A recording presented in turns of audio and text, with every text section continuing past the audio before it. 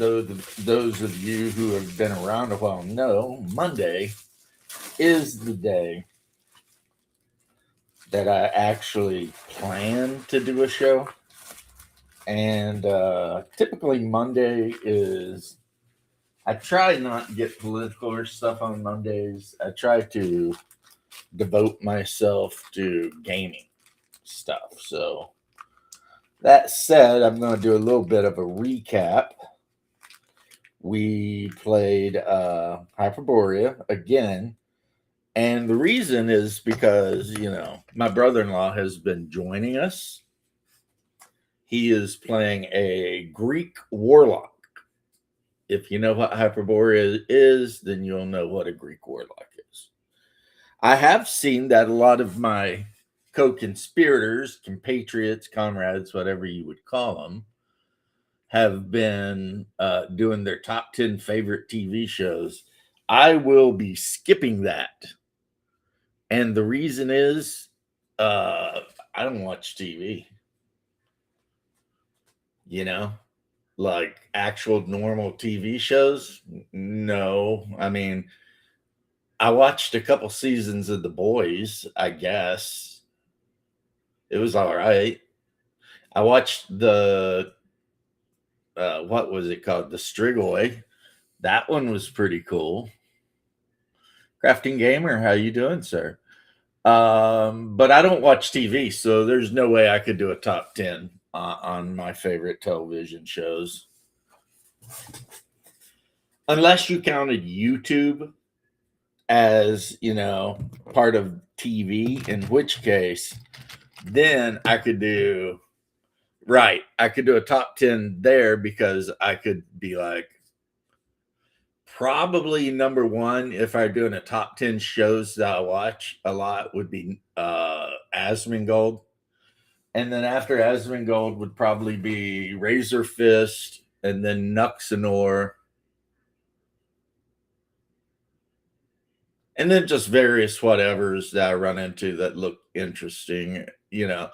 I ran into a video last night that I thought was super interesting, and it was like all about weird shit that happened, before the Ice Age. So, I know that I don't know shit about that, but I do find it to be pretty interesting.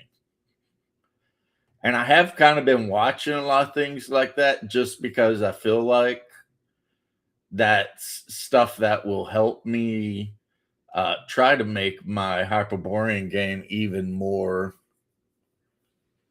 realistic, since it's supposed to be a weird game. So I want it to be as weird as possible, but it has to have a consistency as well. So, all right, my brother joins. Hello, my brother. Hello, my brother. How are you? Been better, been worse. That's, everybody every day, though. So, yeah, no regrets. Why have you been better, and why are you worse? Last night my bag decided to explode on me at 3:00 in the morning. Nice. So you got to wake up at 3 a.m. covered in poop? Yeah, and there's nothing as exhilarating as waking up covered in your own feces. Hey, it's you're just living what a lot of alcoholics live. Yeah, it's like the old Milwaukee's Best commercial. Boys, it don't get any better than this. Yeah. Yeah. That's why I got to lay down when I start feeling the cortisol thing happening, or I will do that. Yeah, or it's like, so I wake up, I get everything cleaned up, get myself cleaned up, my bed, all my bedding into the shower, in the washer. And I'm like, well, I've got a recliner. I can lay down on that recliner. You know what? It's not as comfortable as I thought it would be. When I was at the fire station, I slept in the recliner every single shift. I never slept Yeah. that hardly. But you also slept on like hard dirt and Bradley's too. Yeah, I can sleep anywhere, honestly. Yeah, So exactly. I've since seen you're you sleep here, anywhere. it's kind of a good thing that you're here. And by kind of, I mean, it's absolutely a good thing that you're here. I was just going to go over the game. Cool. Go over it. And since you were in it, if I forget anything, you can be like, so yeah, basically the group went back to the dungeon on the Tuesday and went in the side passage they had found, started hunting around and found some ghouls. But these aren't the undead ghouls most of you are thinking about. These are the humans that have been eaten carrion and have over time transformed into ghouls. And the fact that there were a couple of them and they were facing down, so many players who were heavily armed, it turned out that the players parlayed with these ghouls. And in return for bringing them rotten meat, the ghouls would do, a thing for them. I hate this. Hate this. Since the AOA said that we couldn't have something that might offend somebody. And what was it? It was a Roman flag. Who could be offended by a Roman flag? Bitches. Assholes, right? You can't have a Roman flag hanging in your hobby room window. They'd probably say you can't even do it with an American flag, dude. Well, they probably get even more offended at that, but Get your food. I'm getting ready to hook something up. That's why I got up. I'm still in the room though, so don't worry. I ain't worried. I can hear you. Was in the merry month of May. My home that I departed, left the girls of tomb nearly broken hearted. Saluted father dear and kissed my darling mother. Drank a pint of beer, my tears and grief to smother. Right? Yep. Then off to sow the corn to leave where I was born. Oh, dude. Huh.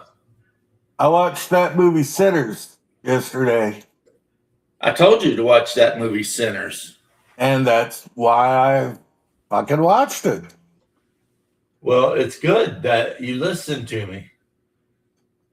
I listen to you about, I don't know, 53% of the time. Right. So, regardless, though,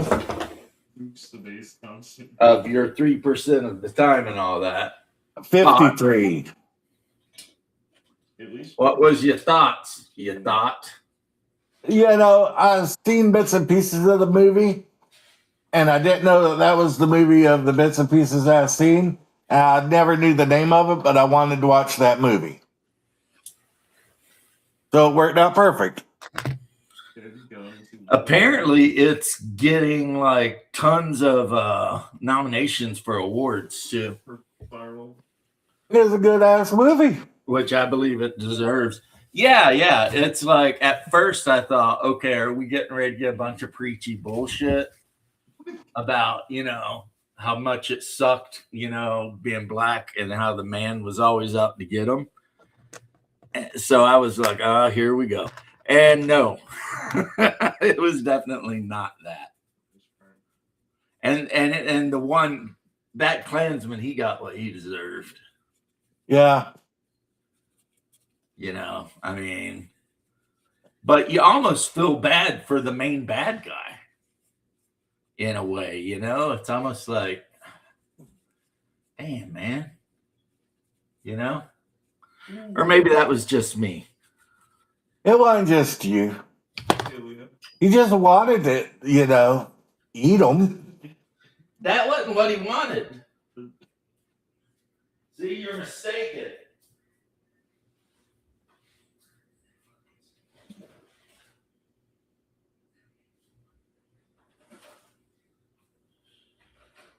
No, he wanted to eat them.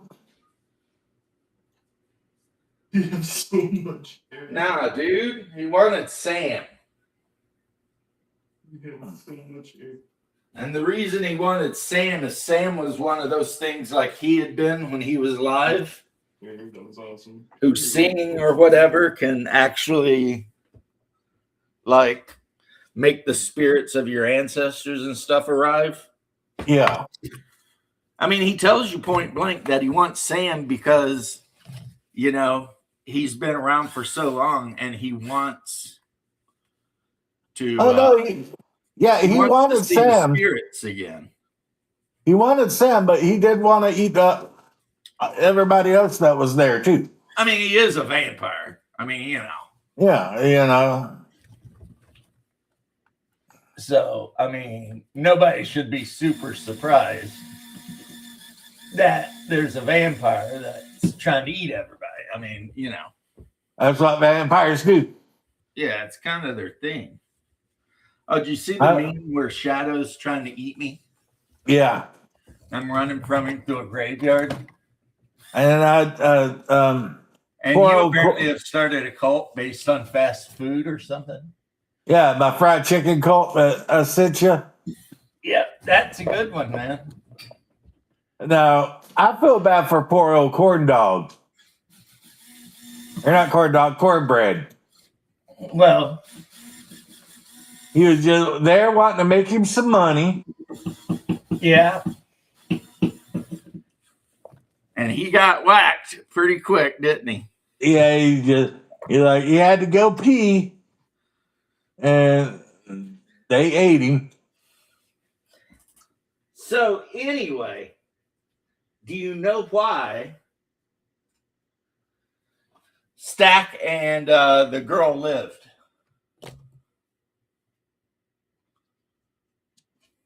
Which Stack was the twin brother that got bit. I didn't know that they lived. And then, did you not watch the end? You did not. What they was shit on after the movie? Dude, in the end, you see Sammy, and he's like 90 years old in Chicago. Yeah. And he's got his own. Yeah, and they got the picture of him with scars on his face on the wall. And if you paid attention, you'd have noticed that a real light-skinned black girl and a dude walked in, all dressed in modern clothes. Yeah.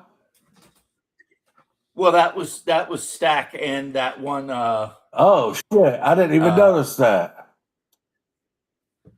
Yeah, dude. And then they're talking about like how much they collect all of that dude's albums, but they don't really like the electric stuff. So he pulls out the old guitar and plays some songs for him. When Smoke had Stack down and was getting ready to stake him, they cut a deal. And the deal was that Stack and that woman would get the F out of there and swear that they would never harm Sammy. Hell no, man. That's why when the sun came up and all the other vampires died, they didn't, because they had left 20 minutes before. And they were still kicking it around, doing vampire shit. They offered to turn Sammy into a vampire because he was close to death, and he's like, nah. And then that's kind of, the movie, I'm telling you, I'm happy this movie's getting nominated for so many awards because it's the first kind of original movie that has been made in freaking ever, Yeah. It's not just a rehash or a remake of some other shit. This movie is actually original with original plots. And it's like they actually thought of something new. Yeah. And of course, they couldn't have done better than the guy they got to play Remick. Did he drive under the ocean? Oh, yeah. Who, it turns out, did a fairly good river dance as well. Yeah, he did. So- Not a submarine. And Michael B. Jordan Yeah. did pretty damn good job too. Well, he's a good Yeah. actor, though. He is a good actor. Wasn't he in some of the freaking Rocky movies? Some of the what? Like, wasn't he portraying like some in the Rocky universe? Hell, I've never watched any of the Rocky movies, so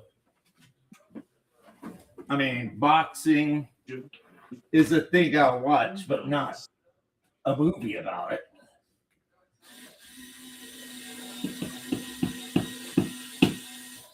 I mean, if Tyson's getting ready to school a bunch of bitches back when I was a kid, I was definitely watching. Yeah, that was worth watching. But movies about boxing, no, that's kind of like how I don't watch movies about sports because just not super exciting. Unless they're comedies like the Replacements or something. But otherwise, yeah, I'm not interested in that.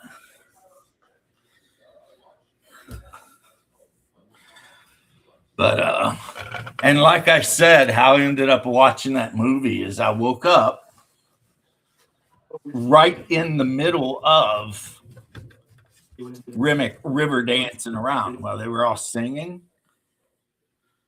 And I was like, what the fuck is it? What's going on over here, right?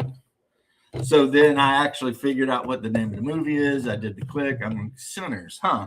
So I started it over and actually watched it, and I was like blown away. I was like, just blown away, man.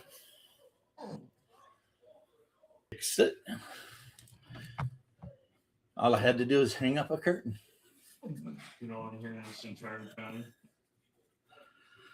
But PB, how are you doing? What are you up to, bro? I put on something yesterday and didn't pay attention to it. And Big Trouble in Little China. I put it on for background noise and almost fell asleep during it. And then it ended, and I woke up right when it was over, and the next movie started. Right. And it was the Three Amigos. Okay, hold on. You know how? Hold on. I asked PB a question. Yeah. Actually, since he's in chat, it's not like you need to. Yeah, it's like what the fuck? He's in chat, man. Is he gonna like interrupt what I'm saying while he's in chat? No, but you were interrupting what I was saying while you were, No, I was talking before you asked him, but that's okay.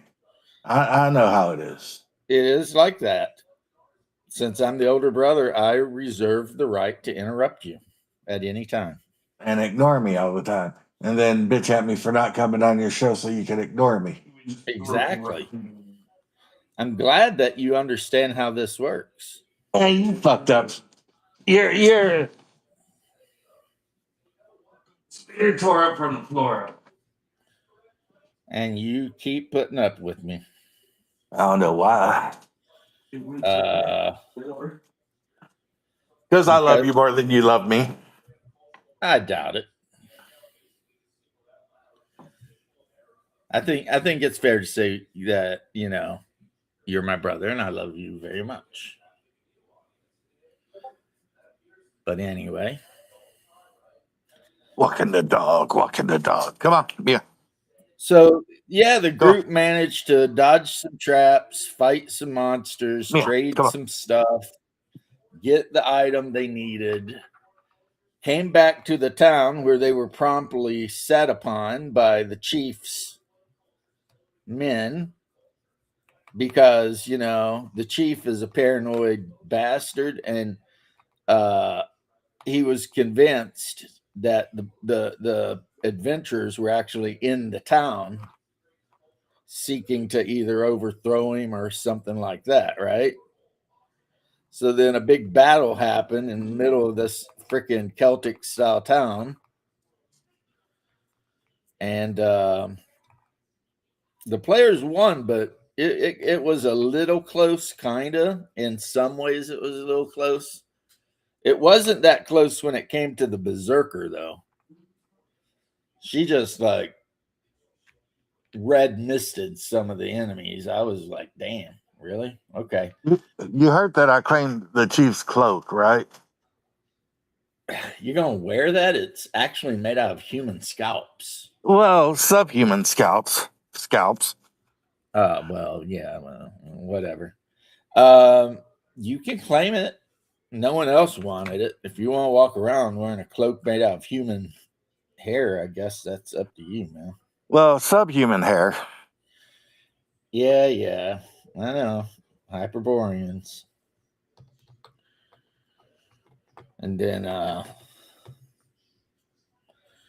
so now Yeah. the next game we play, and my brother-in-law, who hasn't been able to play D&D in like 20 years, he's stoked. Yeah, he seems like a pretty decent dude.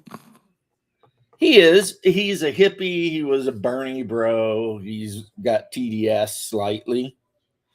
Not like, full blown, but he believes stuff that just simply isn't true sometimes. Yeah, our niece Jessica. I remember when Bernie was running the first time, she kept on posting, feel the burn, feel the burn. I was like, sounds like you got an STD. You might need some penicillin. Yeah, right. So, I mean, we get along because we just don't talk politics. It's that really that easy, I mean, every now and then he'll slip and mention something, and I have learned to not even like go after him about it. So it's like the reason I quit going on Facebook because I like my friends and I want to continue to like them, so I don't listen to their political bullshit. Well, the only one talking political bullshit really on Facebook is T-Dog, and he is so ignorant about everything that it's really easy to just like drop in and be like, boom, and then, move on about your way. Yeah, but I love T-Dog. So do I. So do you. He's one of those guys who knows. He's one of those guys who thinks he knows things, but then when he posts stupid shit, I always just link him to like reality. And then he'll admit when he's wrong, but I don't know. Like if he's just sitting around his house watching MSNBC all day or whatever the hell he's doing, but he's the one that like years ago, he come over after he started dating his girlfriend and tried to explain to me about toxic masculinity. And I'm like, bro, shut the fuck up. And he's like, okay. Which I guess in a way proved his point, right? Yeah, I think we need more toxic masculinity. Except that wasn't toxic. That was just me being a man and saying, look, shut the fuck up. I don't want to hear this bullshit. Don't come over to my house and start talking shit. Well, I mean, it's because he's married to one of those lefty women that feel like anytime anyone does or says anything, that's an opportunity or an invitation to step in and try and educate everybody. The patriarchy. And it's like, yeah, no one wants to be educated by you because you're a dumbass. And except he has to because, he shares a bed with her. So that's another reason he gets a lot of leeway from me is it's like, I mean, he loves her. I don't know why, but he really does.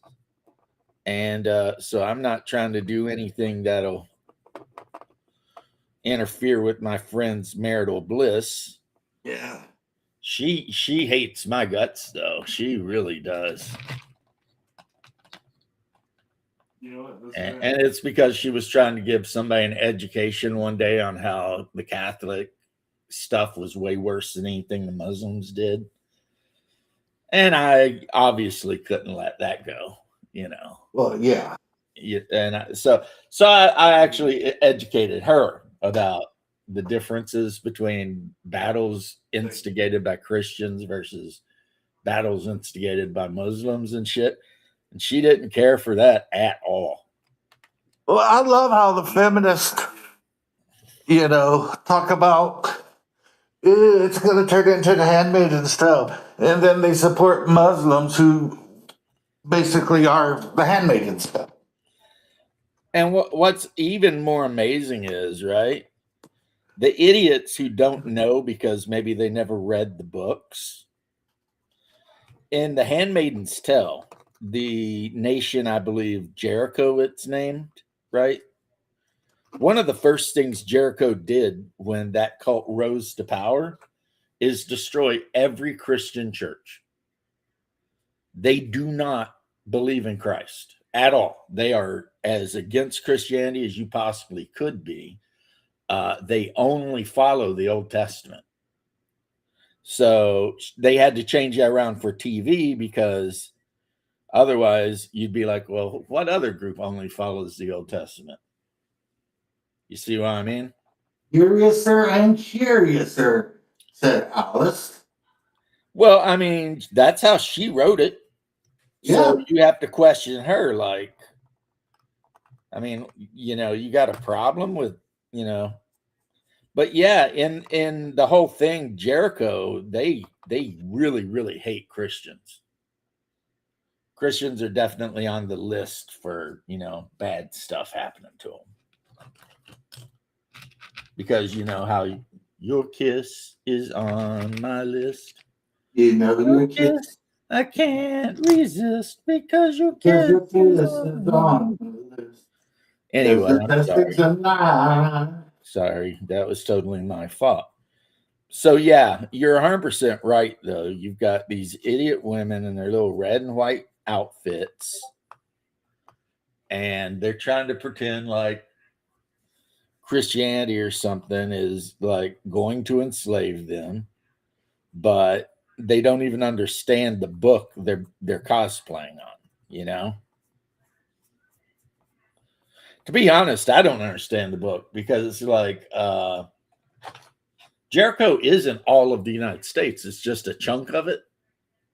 So why hasn't the rest of the United States just ran Jericho over? Sounds like top 10 shits I took. Yeah, I saw. That was a while back though, man. I'm not really paying attention to the chat. I'm playing WoW. Yeah. Yeah. Hey, you know what? No. Say what you will. It's outlasted all the other ones. And you think that makes it good? No, what makes it good is it's fun to play. I mean, because McDonald's has outlasted a lot of burger joints, and that don't make it good. Yeah, but you know what? Those McDoubles come in good at the pitch, don't they? I haven't ate McDonald's in over a year. Yeah, I don't eat a lot of it either because it just... The only thing I ever really eat from McDonald's anymore is chicken nuggets. Mm. And that's when they have the spicy chicken nuggets. Right. So anyway, the next adventure, they're going to have to actually try to break the curse, destroy the shadow beast, possibly take part in deciding who the next chief of the village of Herat will be. And then hop on their mammoth and head on to wherever they're going to head on to. So it's been a pretty exciting game, really. It has.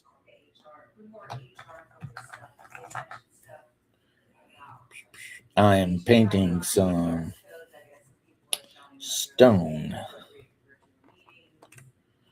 on these miniatures. Ba-doop. I watched a little bit of The Wizards by Bakshi on Bear's channel last night. Nice. Already went, I think. Yeah, what's an interesting thing? I mean, I want to talk about gaming, obviously. have you noticed how like all of the MMOs have died out? That is true.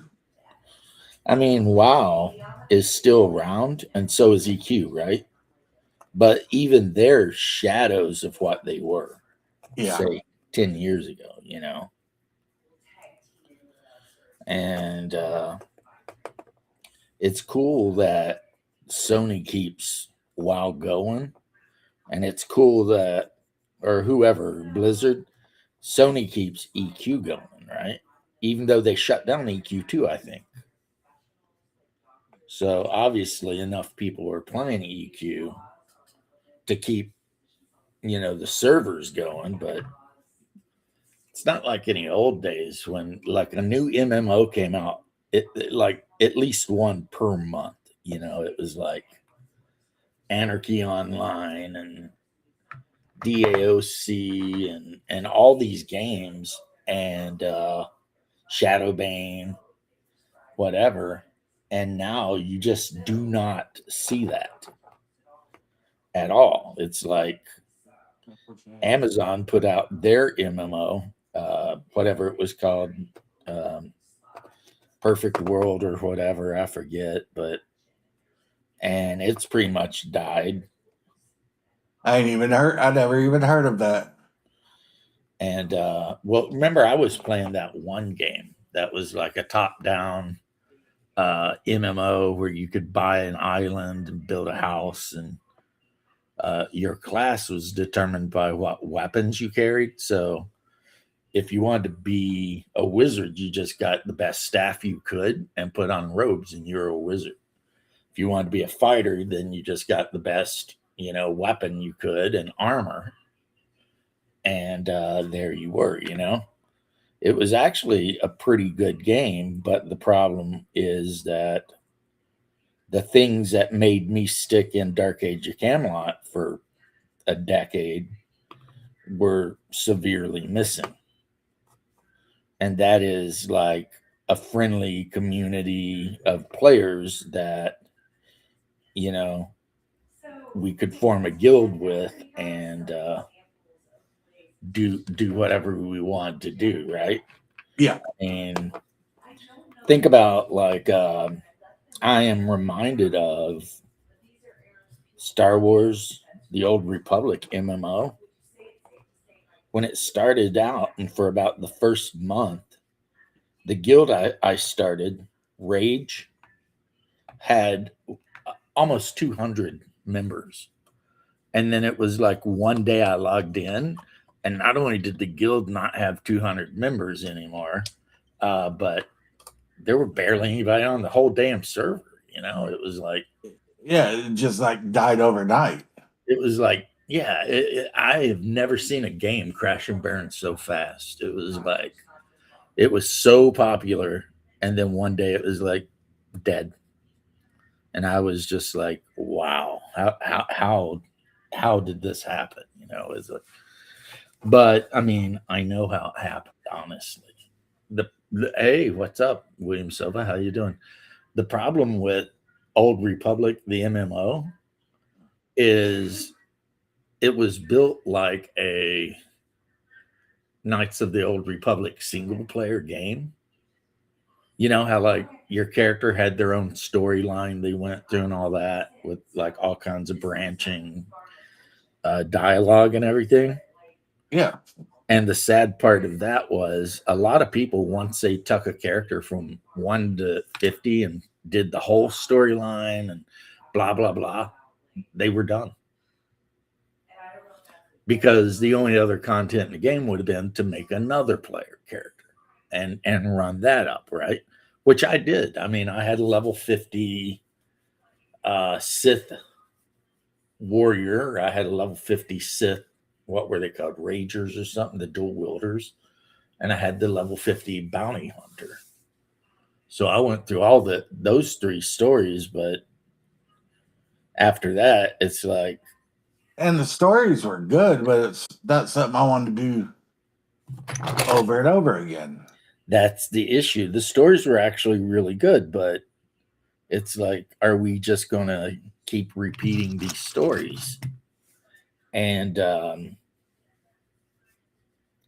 I couldn't bring myself to play on the Republic side, which apparently was what they expected people to do.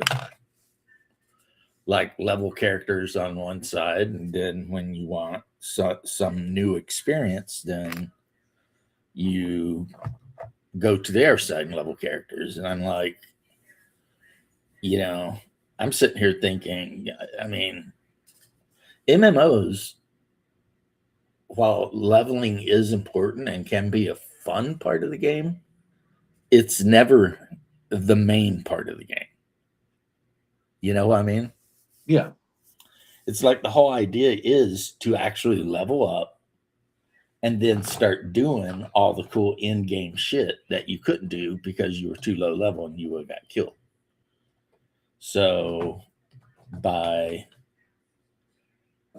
basically not really having an end game, they screwed themselves. And weirdly enough, you can say the same about like 5e, really. Yeah. Because 5th edition Dungeons and Dragons cuts out so much of what I guess you would call, well, I would call an end game. As far as all the high end stuff, and just keeps making you go through the level grind. Even if you're like level 20, you're still going through the grind. The gameplay hasn't changed.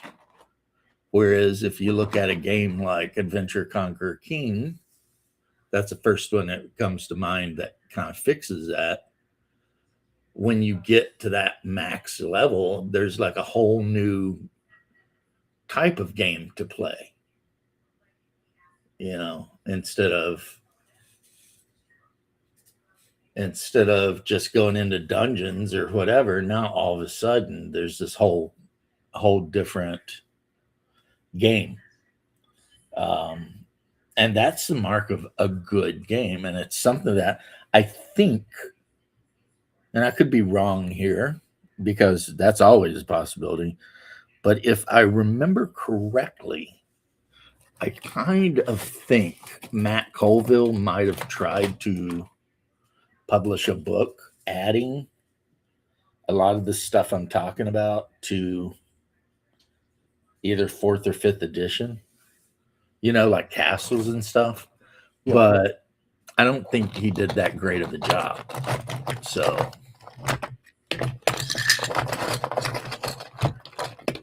that has always been weird to me. If you're Wizards of the Coast, right, how do you keep putting out new editions of games, and every edition has less stuff in it than the previous edition? It's like AD&D had, whether you like it or not, I mean, it literally had everything in it. Like, do you want to build a castle? Do you want to hire an army? Do you want to do this? Do you want to do that? It's all there, right? 2nd edition had it, but then when you get the 3rd edition, it doesn't have it. And then 4th edition didn't have it.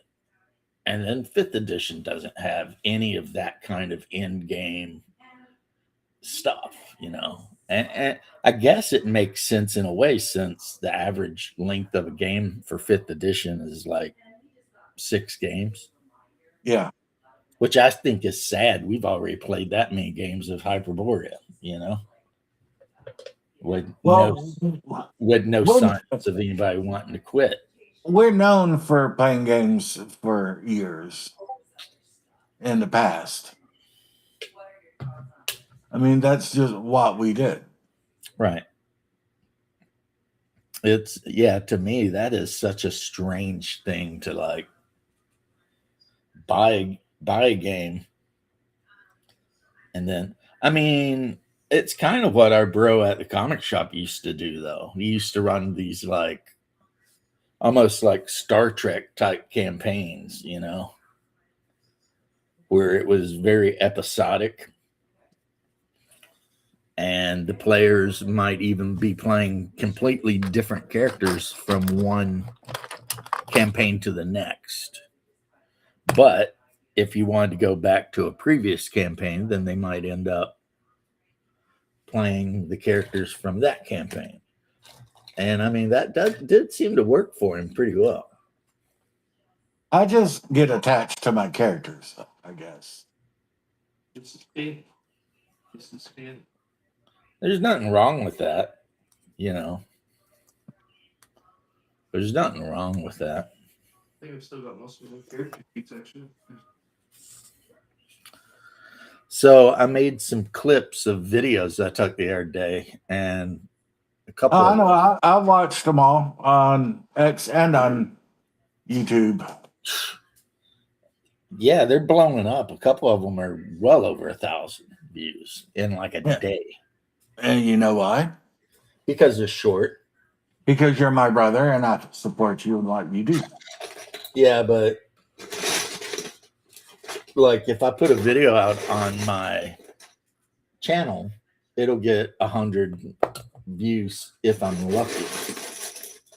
But if I put a short out, that thing, I mean, if you look at my shorts, like half of them are 1,000 plus. I think it's just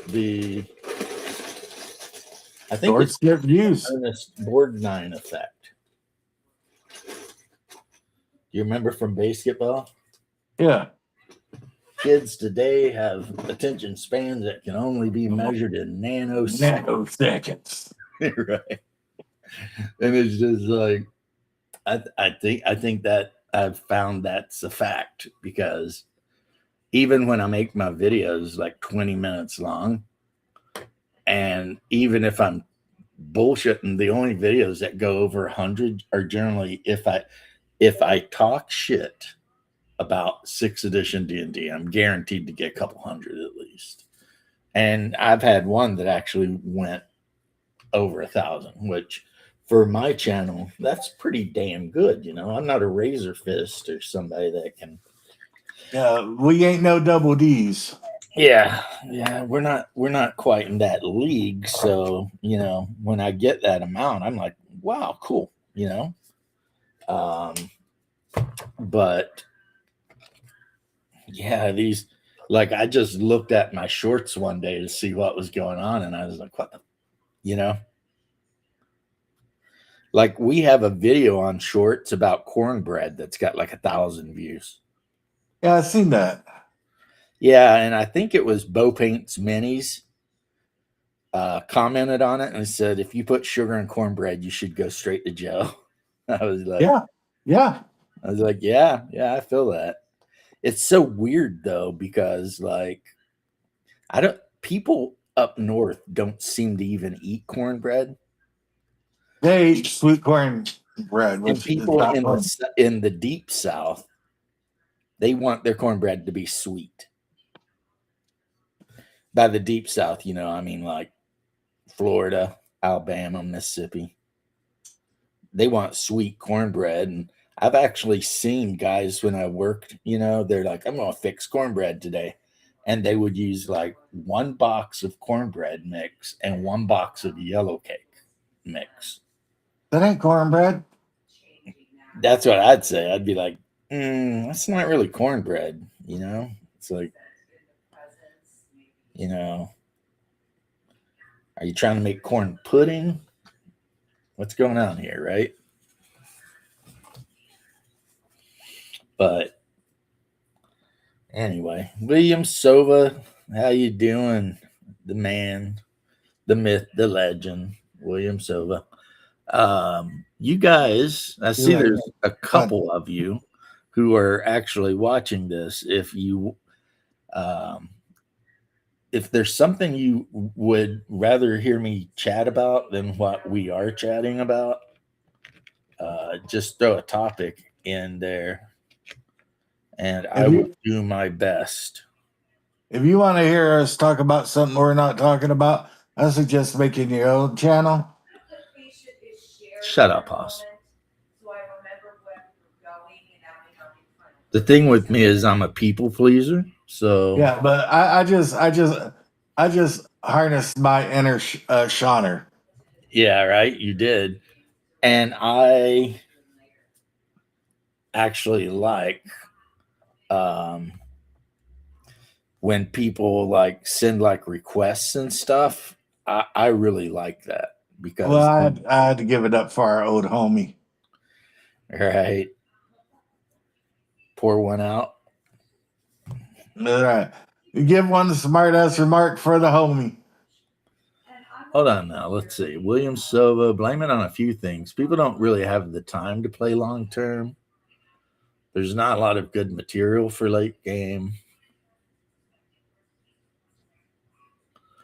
Uh, yeah, cornbread and grits. A lot of people are like, Yeah, our yeah, father puts sugar in grits, which is yeah. just He blasphemous. eats grits. Like grits is cream of Cream wheat. of wheat. And like when we're sitting at the table with him, it's just like, no. Because the correct way to eat grits, if it's not covered in cheese, which that is a good way to eat it, but if it's not covered in cheese, the correct way to eat grits is to take your over medium eggs and put them on top of your pile of grits and then mush it all together with salt and pepper. Even if it is covered in cheese, you do that. Right. And then you mix it all together because let's be honest, we're all intelligent enough now that we know the only purpose of grits, how many grits, is to add more carbs to your breakfast so that when you're out doing hard work, you got energy to do the hard work you got to do, right? And it's super, super dirt cheap. So you can take a little bit of something and turn it into a lot of something. But plain grits, yeah, they're not really very tasty, honestly. I've ate them plain, but I never thought, oh my God, this is the best thing ever. No. Grits with cheese, some sausage. Yeah, if you mix a bunch of good stuff into the grits, then all of a sudden it becomes something good. But like plain grits, no, no. I always like hack my eggs up into the grits. Yeah. And then with a little salt and pepper, that shit's all right.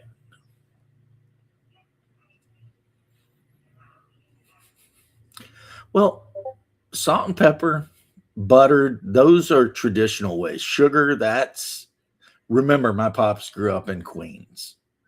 So adding when he sees grits, he thinks malto meal and freaking cream of wheat and whatever other kind of porridge, that people might eat.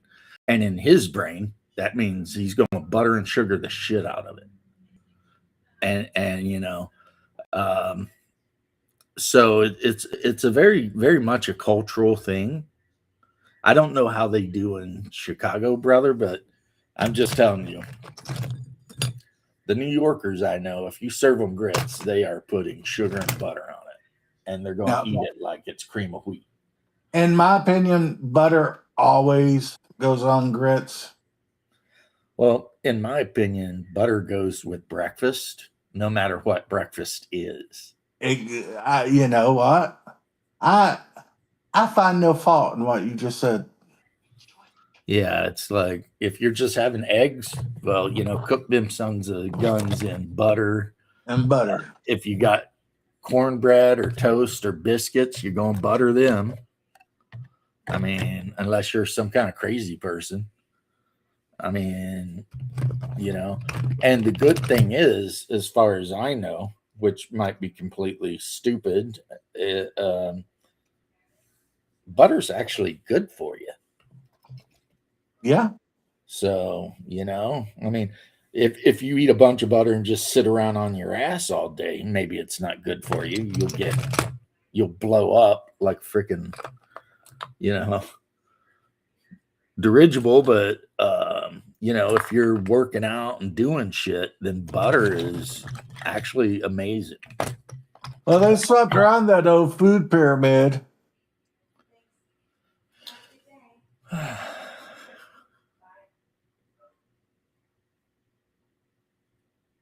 Which, I never understood why they wanted you to eat 52,000 servings of carbs. Well, hold on. Well, because the food pyramid's upside down. I'm just reading what William Silva's saying about things. See, I don't know anything firsthand or even secondhand about how Gary Gygax ran his game, except what I've saw like in documentaries and stuff.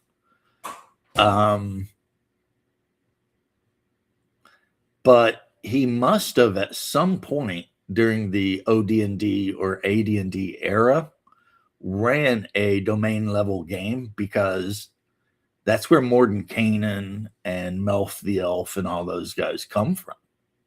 They were all part of the Circle of Eight or something, and they all had their own domains and were running around doing stupid shit. But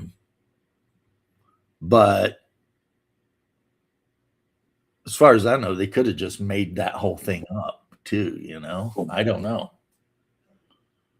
But I do know this based on my experience, which is firsthand. When I ran AD&D back when I guess I was about 15, maybe even a little earlier, um, you know, my group of players, man, I've told you guys, we just never stopped. Like the game began and it just kept beginning.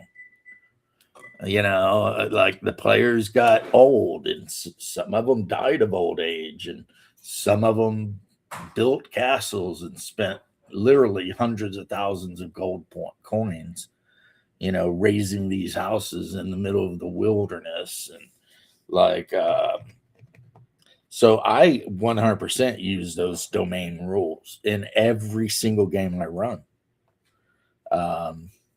Hungar can tell you in the OSC advanced game I was running a couple of years ago.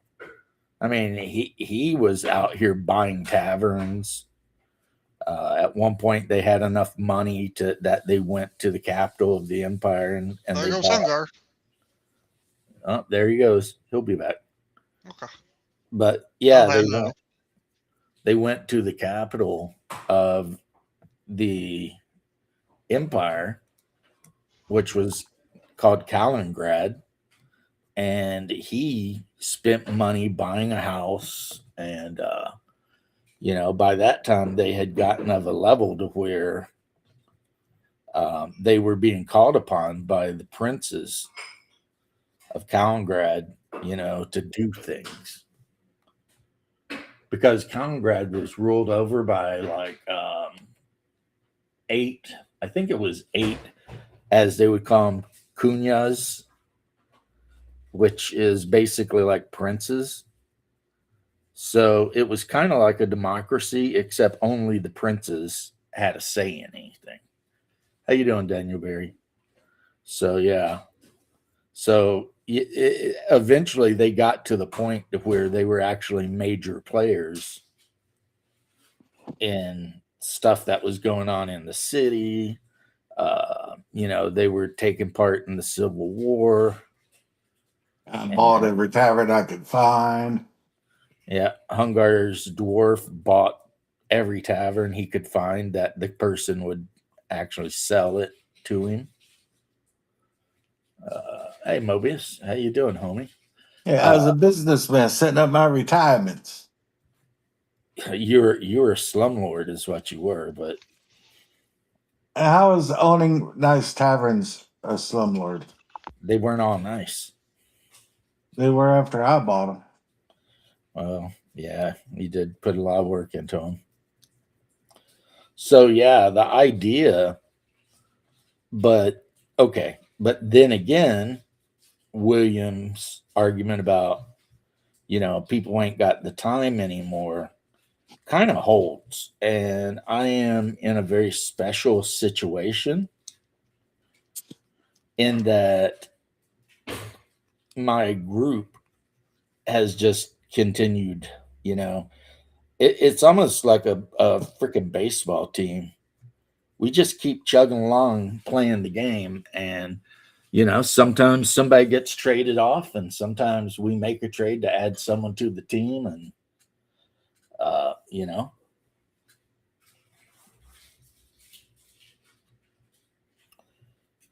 And most of the time, I run. If it's a fantasy game, I run it. If it's not a fantasy game, then I You'll got a bro who runs it. you get somebody else to run it. Yeah, yeah. See, like modern or sci-fi games, I get annoyed pretty quick by players acting like idiots. Whereas for some reason in fantasy games, it doesn't bother me at all. If the players want to run around like a bunch of rerees, I'm not bothered. I'm like, all right. But if we're playing Traveler and one of the players insists on calling every single thing they run into a space whatever, like they give everything they run into the prefix space. So the guy's like, I'm going to walk over and pet the space cat. It's like, dude, you're on a planet, right? I'm going to go to the space bar. I'm on a planet in space. And eventually that kind of stuff will make you want to jump over your table and just wring a little nerd's throat till he That would be annoying. Asphyxiates and possibly is deleted from the planet. So because I sometimes can be a little wise, I just got to where I'm like, yeah, I'm not doing that. Yeah, James, he was on a space planet in space. I think honestly that particular player wanted to play D&D, and when everyone else wanted to try Traveler, he was just annoyed. being a dick. Yeah, just being a dick and just annoying everybody just to try to get them back onto D&D. I wanted to whip his ass and kick him away from any game we ever played again. Which is exactly what happened. Not the ass whipping, but we ended up playing D&D. Oh. No, it would have been difficult to kick him out since like two of their players were his mom and dad, and one of them was his sister, and one of them was a brother-in-law. So it was mainly his family. And then, well, no, that table I had like 10 players.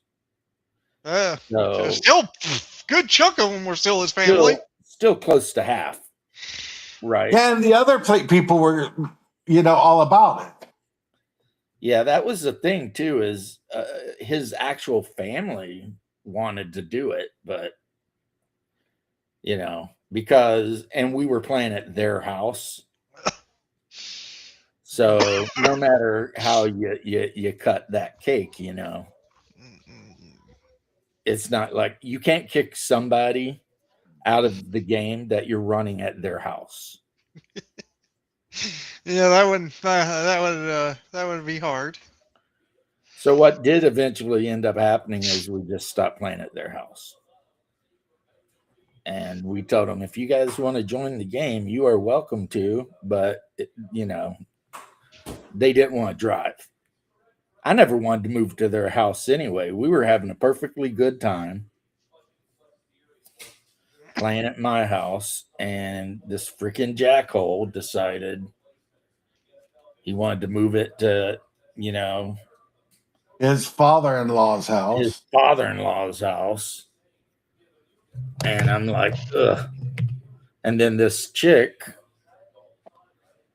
he told me, yeah, she don't really like playing here because, you have your socks and stuff laying around. Because like most idiots at that age, I would come home and immediately kick the shoes and socks off. And I wasn't super quick to snatch that pair of socks up and throw them in a hamper, And this chick was basically not saying a word. The guy who said it made it up. Yeah. But then again, the guy was married, but he was constantly trying to bang this girl. And he was trying to make himself a harem, but it never worked out for him. It didn't work out for him. Like, but he was constantly trying to You want to Yeah. hear something really fucked Yeah, up she's about lucky I wasn't, running the game wearing my 70s style basketball shorts with my nutsack hanging out. You want to hear something fucked up about? I'll talk to her later on after she'd gotten married and stuff. And she told me, she's like, I always asked Mike to set us up, and he always said that I wasn't interested in you. So she was trying to get with me and asking Mike. When she had her kid, the first one, I think she only had the one. I was at the Cossimiconics and her husband come walking up with the kid. And their father-in-law was there because I was gaming with him. We were playing Warhammer or something. And he walks up and holds her out to me and says, "Say hi to your daddy." And I'm just like, what? But apparently her husband super believed that I'd nailed that, which I had not. I mean, honestly, the only part of her that was even worth looking at was her boobs. She did have nice boobs, but she was that cute. was it. Otherwise, she was built like a freaking refrigerator. Like, she wasn't curvy. Her face wasn't beautiful. She was kind of annoying to be around too long because she was, very opinionated. And her only saving grace is she had a set of like double or triple D's. But yeah, she wanted to hook up with anybody there for a while. Blocked. Is Mobius blocked? What's up with that? But anyway, yeah. Oh, you're saying that Mike cockblocked her. Oh, yeah. Because when I was best man at his wedding, he tried to set me up with that girl from Kentucky, the redhead, which I should have done, but I was too busy, being around the Puerto Rican girl. And then remember we went out to the Irish pub after the wedding? Marcus could have nailed the shit out of her that night. I ended up picking up one of the bridesmaids or chicks from that wedding. I know. So basically, this girl, when she hit about 20, she was just looking for somebody to snatch that shit up. You know what I mean? And eventually she found somebody. And yeah.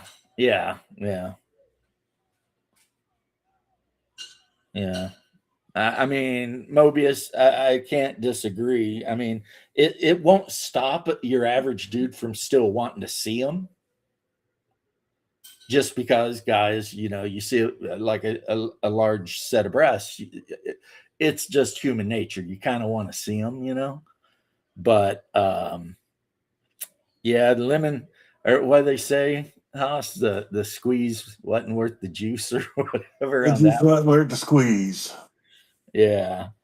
And so I hate that I shouldn't talk so bad to her because later on we actually become more like friends, like after she got married and she knew that I was not interested in sleeping with a married woman. And I think my brother was off somewhere else because he might have.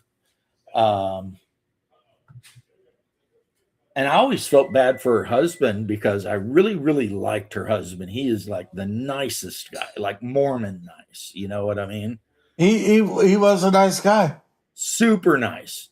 But the problem is he was 100% convinced that I'd banged his wife before he did, which I always told him, no, never.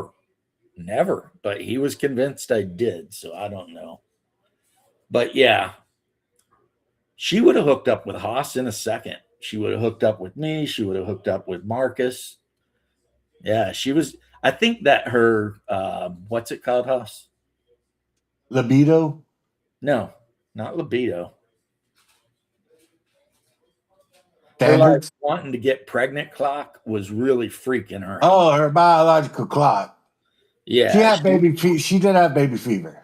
she had baby fever, and she was just looking for anybody that was genetically, Viable. viable to have babies with. And I'm glad it worked out for her.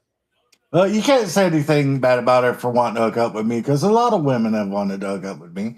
And a lot of women have gotten to hook up with especially me. back then. Because we're talking 20 plus years ago. This is before I met Tracy. Yeah, And it's I've like been 20. with Tracy for a very long time. Yeah, it's like 25 years.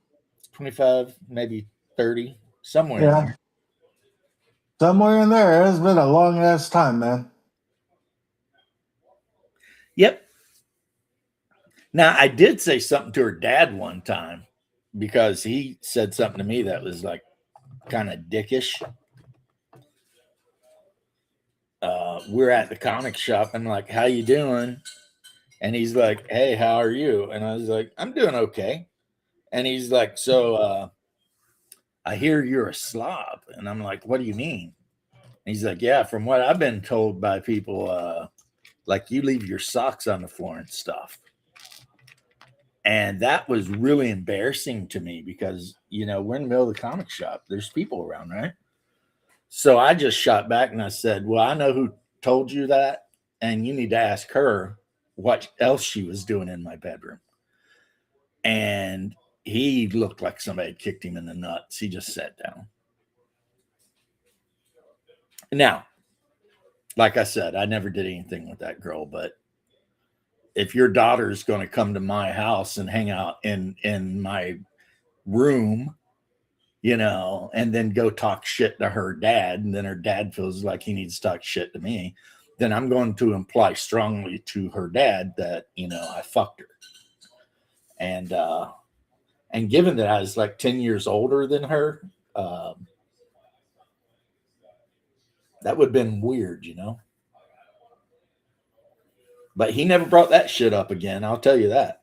Yeah, you learned him. Yeah, it's like, don't come at me with that bullshit because I will, in fact, say something.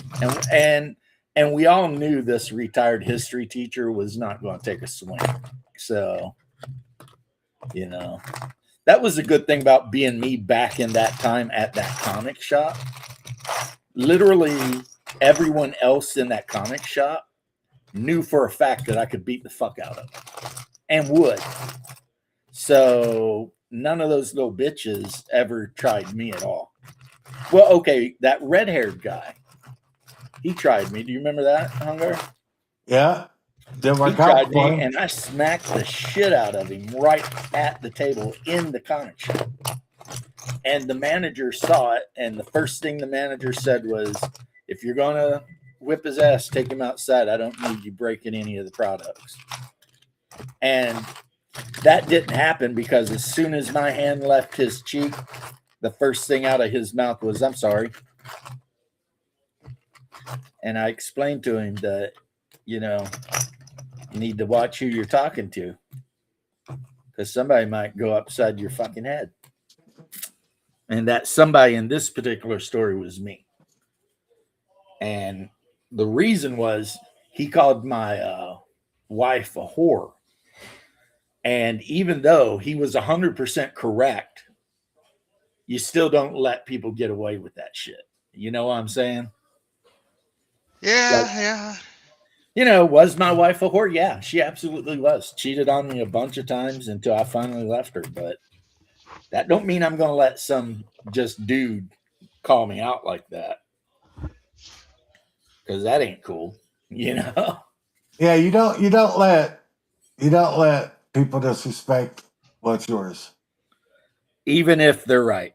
Even if they're right. Ask Thomas Jefferson about that shit. All right. Or Dan Sickle.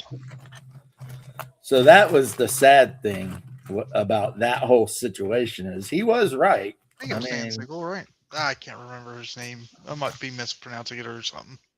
Yeah, but he wasn't wrong.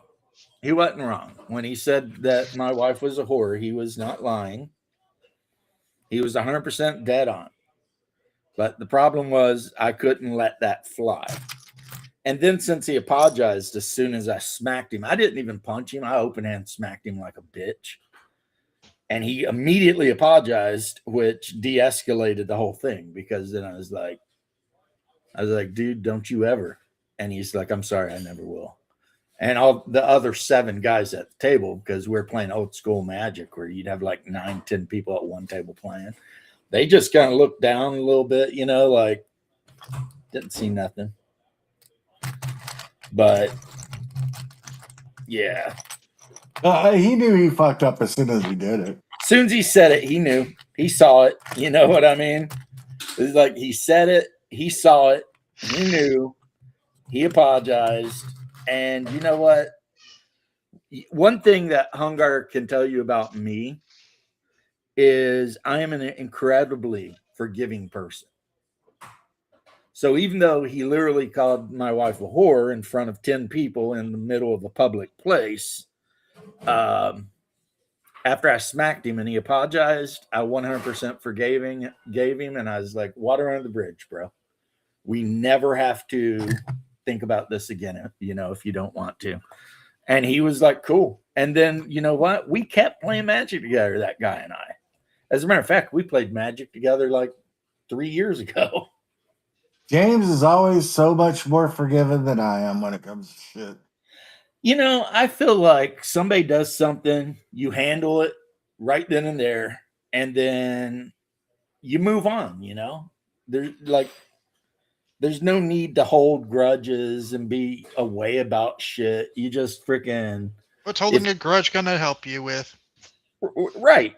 So if you have to smack a dude to let him know he crossed the line, in a way, not that I'm saying I'm a good guy, but in a way, that was brotherly love. Because I was just educating him that, hey, man, you can't do some shit. You know what I mean?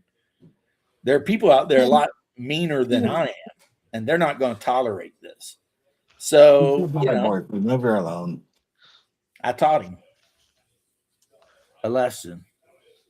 I've done that a couple of times. Like one time, some idiot friends of mine picked a fight with some rednecks, and they come to my house.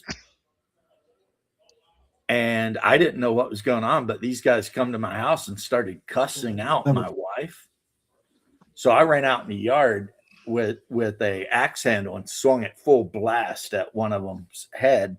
And he threw his arm up, and I could hear the bone break. The fib tib, one of them, right? And he immediately started backing off, being like, sir. So I stopped, and I'm like, what the fuck are you doing here, right? And they explained the situation.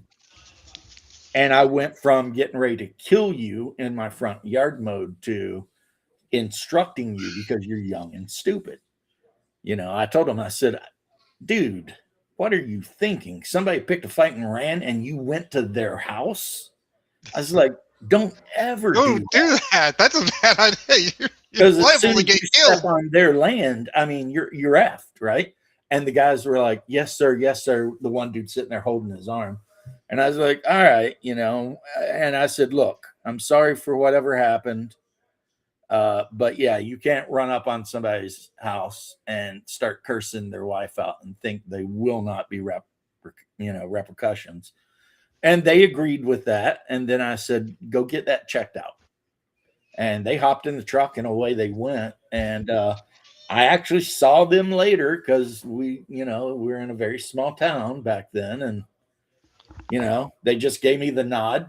I gave them the nod, that nod of recognition, like, what up? Because I had no ill will towards them. I didn't even know them. All I knew is I was sitting on the couch and I heard somebody cursing a bunch of guys cursing at your wife. At my wife, and she's yelling back. And then I heard her yell my name. And I immediately went into Terminator mode at that point. My current wife knows about it. What? How protective I can be. About what? My wife. Oh, okay. Yeah, she knows. If I think somebody's threatening her, 3 dudes came up here trying to like be a little tough with her about getting something done, and I heard it. And I came out the house and threatened to beat all 3 of their asses right there on the spot. and they had no idea what to do because it was 3 grown ass men versus me, and I was letting them know, you know, I don't know who you think you are, but you're getting ready to get in a lot of trouble over here. I just And think of it's course, funny. one of them started apologizing, and then I I told gotta him, go. I'll see you. "See ya." Later, Timmy. And I told him, I was like, "I don't give a shit what your problem is. Never contact my wife again. Don't even speak to her. Don't look at her." I said, "If you got a problem with something involving our house, property, whatever, you call me." And I gave him my number, and I said, "You call that number. But if I catch you trying to sass my wife again, I don't care what you think or who you think you are." She was not happy. She was really mad because she felt like I'd went way out of line. And, you know, and my wife's a really smart lady. She 100% believes she had it handled. But for some reason, something in my brain just clicked, you know, and I went from nice bearded old dude to freaking something It, really it bad. has it has a lot to do with our upbringing, brother. Yeah, because I went from the nice guy who loves everybody to the really bad guy. It's like we're always raised that you protect the ladies of your family. And that the only one who can beat my brother up is me. Yeah. Even if I thought Hungar deserved it. If somebody jumped him, they were going to fight me. That's Yeah, just what it was. if And we vice versa too. if we were at a bar and I went to the bathroom and I came out and I seen you swing on somebody, I'm jumping them. Even if you're the one who started it. I've got your back. I don't care Well, you know why though? because you're my brother. No, because if you didn't, mom would whip your ass. No, I ain't worried about that. I do it because you're my brother and I got your back. I know, but I'm just saying how mom would whip your ass. Yeah, mom would be like, "What the hell were you doing, Hoss? He started it, so." Yeah. What, you stand there and let your brother get in a fight and didn't do anything? Phew. But then again, Gen X was different.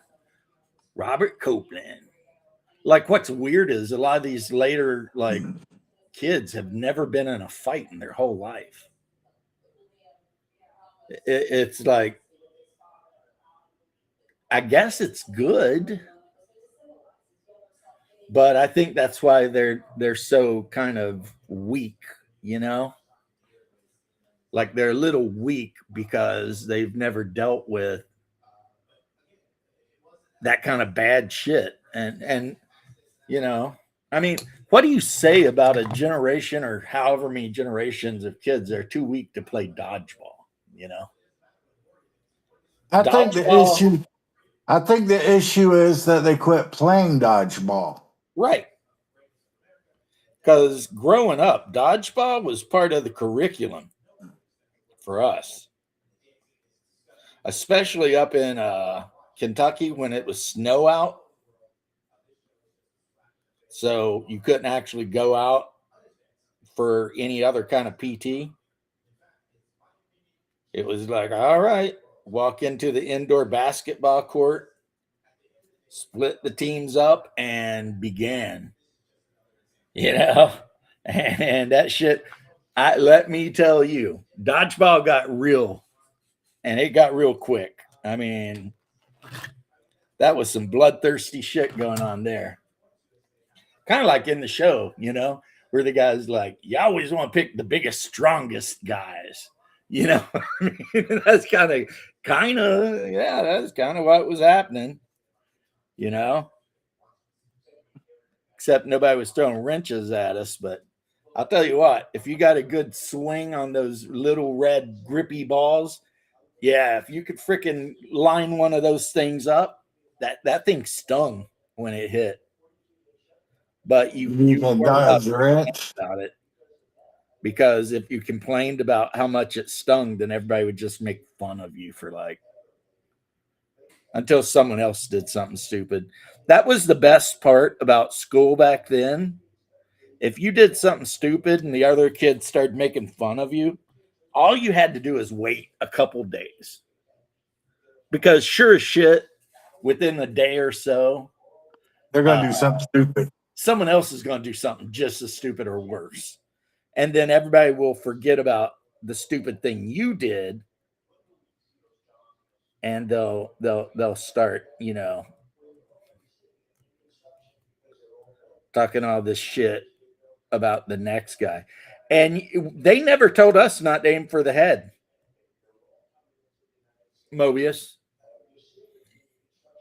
They never said don't aim for the head. Yeah, get them where That you was can never- get them. That was never a rule in Pulaski Southern School, because it was all three in one big prison compound, basically. Yeah, there was no rule about don't aim at the head. Aim at the fucking head. Knock them out. For us, it was dodgeball or occasionally basketball, because Kentucky is just a basketball state. And broom ball. I wonder if when you say broom ball, you're talking like stick ball. Because we played a shit ton of stick ball in the back alley. Like all the kids on our block would be involved in that shit, And it's basically, if what you're talking about is what I'm talking about, it's like baseball, but the rules are different, and you're using like a broomstick for a bat. And usually it's a different ball too. And oh man, we get in the backyard and play that shit. Well, it wasn't our backyard. It was, like I said, an alley or something. But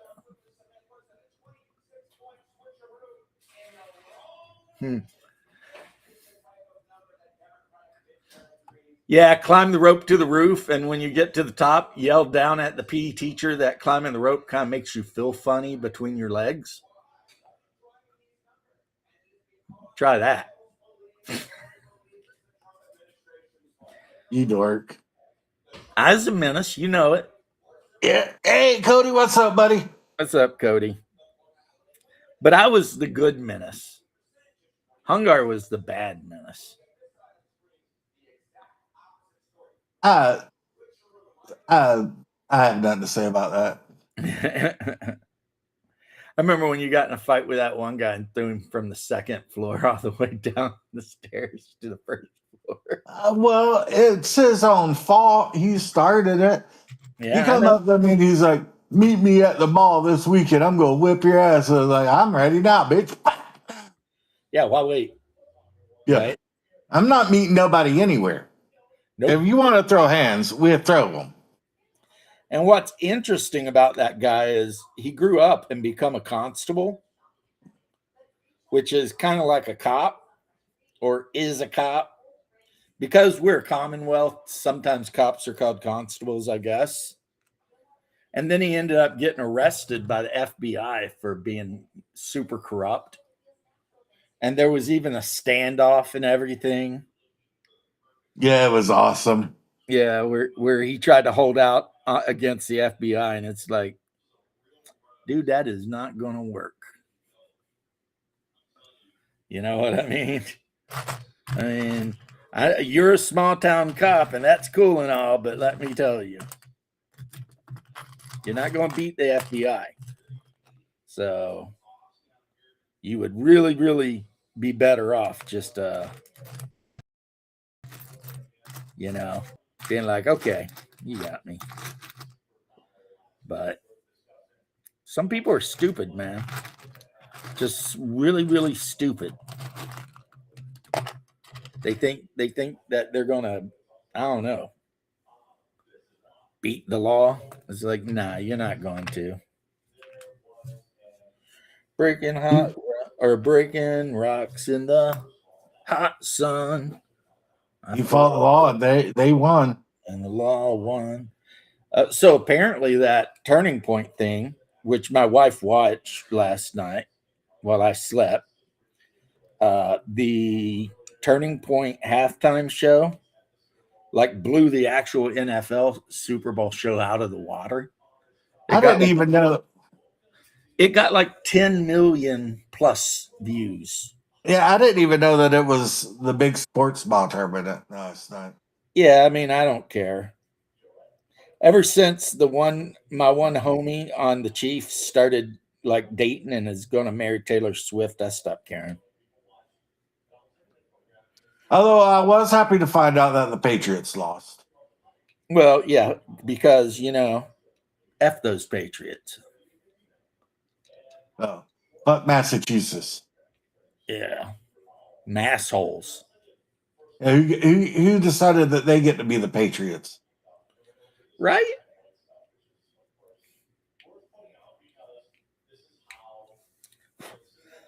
I mean, they weren't patriots. They're just a bunch of jerkasses that got pissed off over taxes.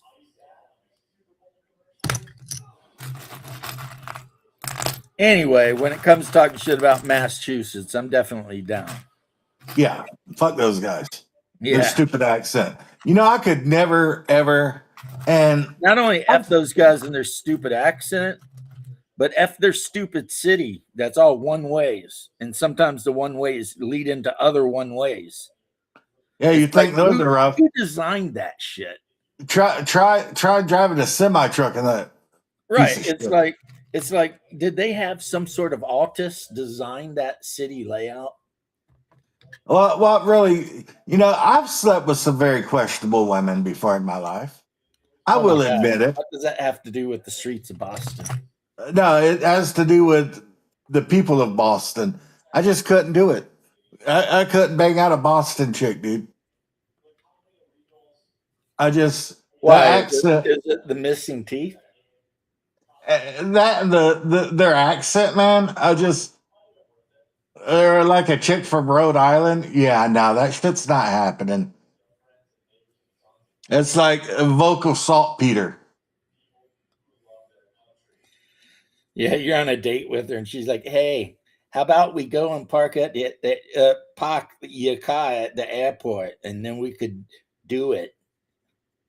And you're like, "No." Like, nah.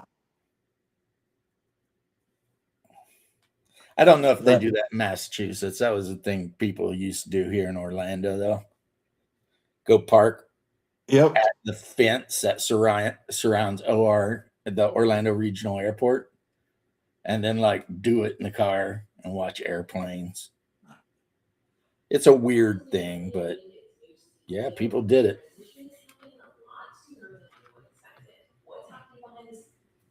But yeah, I guess the headliner for the TPUSA halftime show was Kid Rock. Yeah, over what? Sad Bunny or Bad Bunny or whatever it is. That dude woke up this morning and deleted all of his social medias. Like, well, because the left can't mean all of it. Because they memed him. Yeah, meme them till they cry and then meme them more. Yeah, I happened to be walking through the house because I'd grabbed something to drink. The wife was watching it, and I stopped because it was like all this fireworks and shit. So immediately I got interested, right? I'm like, oh, look at all these fireworks and stuff. And then a big American flag shows up, and then the next thing I hear is, "My name is Kid," and he goes on with the I don't even know the name of that bang, bang. Did he say the he's tearing it up, man. Just tearing it up. And I'm sitting here being like, isn't that dude like 60? I got to see him before he was known. He was at the Warped Tour one time, and he was on one of the side stages, right? And that's when his midget was still alive. Oh, dude, everybody loved it. What was his name? Vern? No, Josie or something. Yeah, because Vern is Dr. Evil's. Yeah. His name was like Josie or something like that. Yeah. And that's when he was still doing like, get in the pit and try to love someone. And I was like, yeah, this dude's gonna go. This guy's gonna make it. What's up, Mike? How you doing? Joe C. Yeah. So the little bit of the thing I saw last night, he killed it. And I admit I was surprised because, like I said, I thought he's like 60 years old. I didn't think he was I didn't even think he was performing anymore. As a matter of fact, I thought he had converted to country music. You know, he has a house in Tennessee that looks like the White House. Really? Yeah, Um, and he Robert, has a Robert asked a goat. question, Haas, and I Yeah, will answer it. Bad Bunny apparently woke up this morning and deleted his Instagram and all that kind of shit. He performed at Trump's inauguration. I mean, that dude grew up in the trailer parks of Michigan, but he sure does act like he grew up in the trailer parks of Tennessee, doesn't he? It's like he he immediately was like, "Yeah, I'm a Southerner now." You know, He's like, this he is got my his thing. ass. He has a golden elevator at his house. See, Why? I never would do. See, Cody said he worked on his house. I would Yeah, never do anything so stupid as a golden elevator or anything. As a matter of fact, I think if I hit the millions, I like to think my house wouldn't be much different than what I'm in right now. I would be It would just be exactly. in a different state, and it would have a state of the art basement for gaming. And I would be the same as I am now, 100% with the tank. yeah, Bootstrap told me that, and apparently Bootstrap went to school with Marshall Mathers too. And from what I heard from him, Marshall Mathers was just a punk that ran his mouth and got his ass whipped a lot. And then eventually Bootstrap was moved out of the area where he was at, which was on 12 Mile, just down the way from 8 Mile. And his dad moved him to Dearborn because the schools were better, but it also meant that half of the people we went to school with were Arabic. And according to him, I guess it is true, the Arabs like to wear a lot of perfume. And they Yeah. get really, really pissed off if you talk to any of the Arabic women. Like, you know, you'll get jumped by like 20 of them, cousins and everything. So, you know, They wear cousin, all the, you know why the all, cousins will jump you? because you don't mess with their girlfriend. Because you're talking to their future wife. And they wear all the cologne and shit because they don't shower. Yeah, it kind of reminds me of the South Park episode where Stewie knocks on that door and it's like 2 a.m. And he's like, look, I understand that there's some kind of soccer game in your country and it's very important to you. I understand that. But when do you think you're going to go to sleep? I mean, it's like, he's like, you know, it's like 2 a.m. And the guy who opens the door, I can't tell if he's Greek or what he is, but he's like, you want to come in, have weird meat wrapped in leaf? And Stewie's like, no, no, no. But you see, here's the other issue. I can smell your cologne and I live 2 blocks away. And the guy's like, yeah. And Stewie's like, yeah. And guy's like, do you like? And Stewie's like, kinda. You know, it's just like, what the fuck? You know? Because you know how that wasn't South Park, that was freaking Family Family Guy. Guy. Yeah, you know, Stewie's out there trying to. Yeah, exactly, Rob. I would have a house probably just about like this one, which is already bigger than the wife and I need, and a badass basement that would just be like partially full of stuff that she wants, and then on the other hand, um, you know, all the gaming stuff and a nice big gaming table with You rails. know what? If I It won had to like have the rails lottery, to keep people from rolling the dice off the damn table. if I won the lottery, bro, we would both have tanks. Me, you, and Greg would have tanks. And the main guns would work, but they'd shoot big ass paintballs. So we could drive them around in the field playing paintball with tanks. The rest of the conversation, it depends. You may not be able to see The guys on Rumble. Well, he's Or- on Facebook. Right. He's on Facebook. I don't know how it works between because Facebook doesn't even say you according to my thing I'm looking at, you shouldn't even be able to chat. Because the only two apps I'm attached to that got the check mark for chatting is Rumble and YouTube. But somehow you do get to chat. Yeah, Coco, I would have the same. I'd have like, ta-da! That would be funny, but it'd be dangerous too. Yeah, Mike. There is a reason they pulled those things out of a lot of fire stations. It's because people were waking up in the middle of the night and sliding down the pole and breaking their ankle. And being like, I can't go on this call. My ankle's broke. And that would suck a lot. That would suck a whole lot. So, Yeah, Mike. Go, just come on to the to the YouTube, man. I might have to put the link in. You can either watch me on YouTube or you can click this link and we'll see what happens. Again, I've never added anybody from Facebook. Well, what you can do, click the link and open it up in Google, and then he will go to his Google and be online that way. I have to do that when you send it to me through Messenger. It's a big pain in the ass.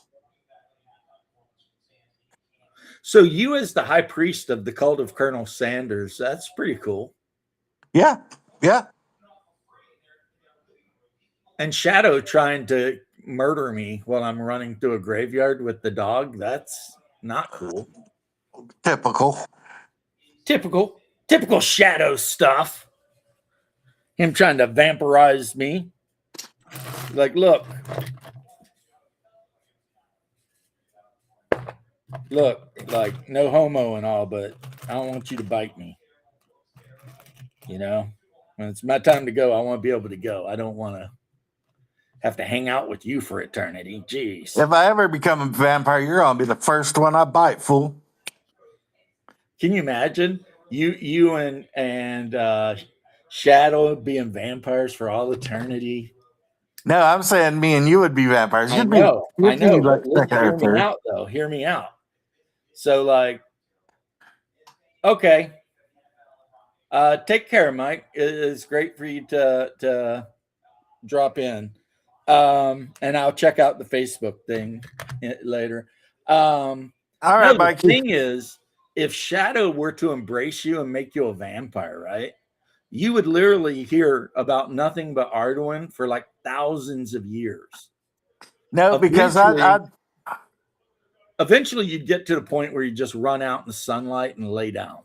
I would pull a Louis and just like leave his ass to rot in a freaking New Orleans dilapidated dungeon or mansion or something. Yeah, but you couldn't do that because he's your master. So, you know. Louis was Lestat was Louis' master. Yeah, but I'm making up rules as I go. You're just making it where I have no choice but to hang out with and listen about Arduin. And Shadwell's my boy, man. He's my bro. But I'm not going to listen to his shit forever. Not only would you have to listen to him nonstop about Arduin, but you'd have to listen to him nonstop about Burrows and Bunnies or Burrows and Borderlands. And since he's your master and he could have some control over you, he could even force you to play while he runs those games. You know what? If you're going to be like that, it's time for me to log off anyway. Also, he would constantly be playing records that like literally only like tens of people have ever heard. You know, because they played this one time in this one bar, like in this one place in LA, like back in the 70s or something. Then why hasn't Shadow been on your show in a while, man? I think because of what I'm doing right now.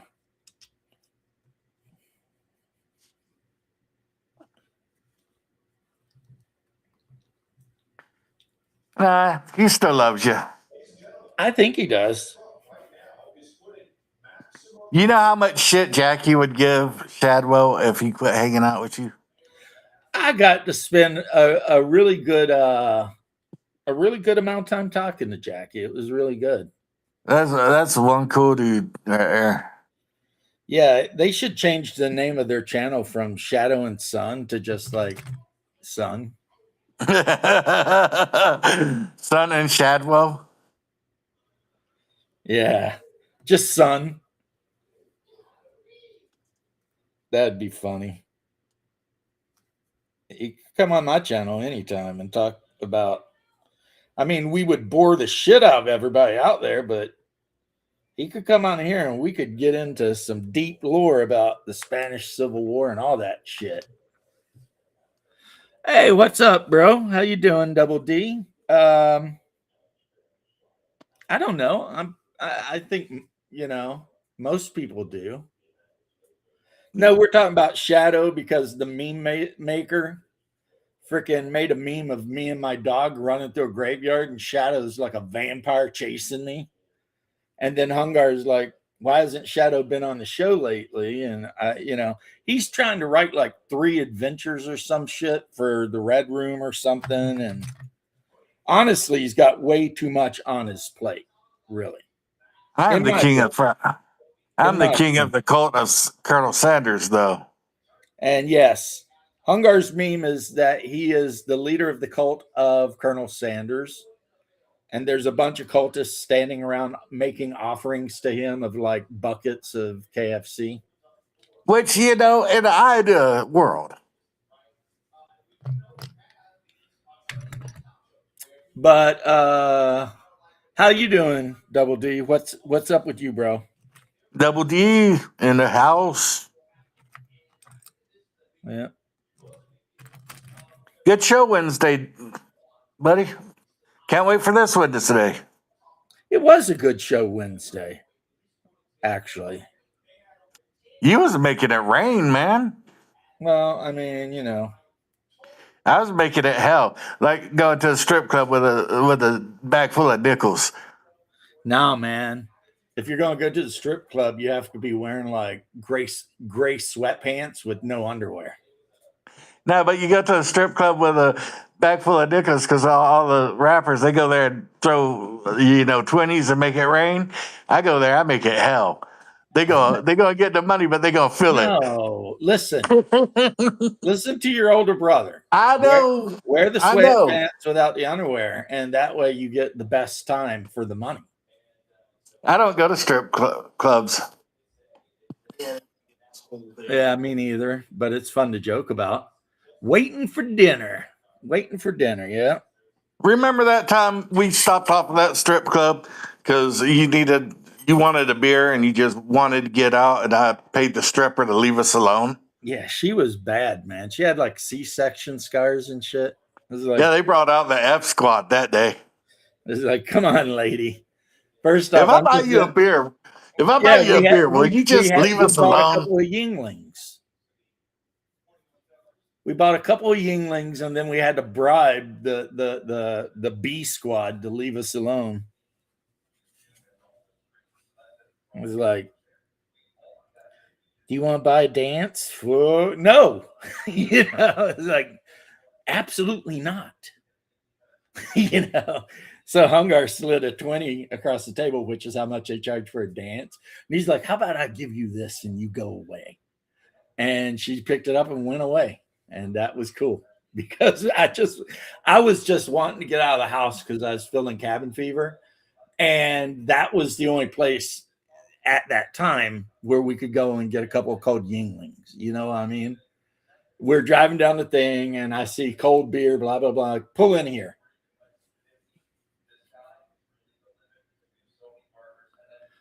Magnetically. Well, the thing with strippers is they're genetically predisposed to go after losers and cokeheads. And that kind of makes sense because, I mean, that's how they ended up there. Yeah, I remember one time this freaking bartender at a strip club got mad at me because she thought she'd be cute and lick my debit card, and then like 5 minutes later, her whole face went numb. She was wondering what the hell what happened. I'm just sitting there laughing, like, ha ha. She's like, he poisoned me. Cocaine's a hell of a drug. Cocaine's a hell of a drug. Yeah, I mean, one thing you can 100% guarantee anytime you're dealing with like a stripper is that years of bad decisions led her where she is. and some places in Florida it's full nude, Mobius.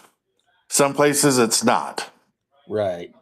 Now, back in the 80s, if you wanted full nudity, you had to go to Canada, really. But that's what I said the one day when I think we were watching Double D and he was showing off like some live playing people and they were pretending to be little kids going to elementary school. And I was just sitting there thinking that is a room full of really bad decisions. And I really wish somebody had stepped in at some point and tried to guide them a different path. Also, if I caught any of the players at my table playing that game, they would immediately be freaking, what's it called when the Pope kicks you out? Excommunicated. Excommunicado. Yeah. See, that's one bad thing is being Orthodox. I don't know a lot of the Roman Catholic things. Haas does, but oh yeah, they become like persona non grata really quick. Excommunicado. Because Yeah, I was like, I would weird leave them. idea that you're playing a parent and also a very young child, blah blah. No. I would lead them to a different path, a path that led straight to a wood chipper. Oh, wow, you're way up then. For some reason, maybe it was me just being hopeful, Double D. I was hoping you were in Southeast Pennsylvania, in coal country, like, where the Yingling plant is and everybody drinks Gear iced tea. And, it's basically Appalachia, but. Well, brother, I'm going to bounce because I'm going to make dinner. You go make dinner. I'm going to make smash burgers. Sounds good. And french fries with gravy. Still sounds good. All right. Love you. Good to see everybody. Peace, love, chicken grease. And as they say in France, Allah Akbar. Every time. That never gets old. Every time. I love you, brother. Love you too, brother. Good to see you, Double D. Peace. Love you, man. Yeah, I wasn't really trying to make it rain, but I had fallen asleep early and missed like 4 of Double D's shows, so I just throwing a little love at Crazy Mouse. He is Crazy Mouse is kind of like the Andy Richter of Double D's show, and I really feel like Andy deserved a lot more credit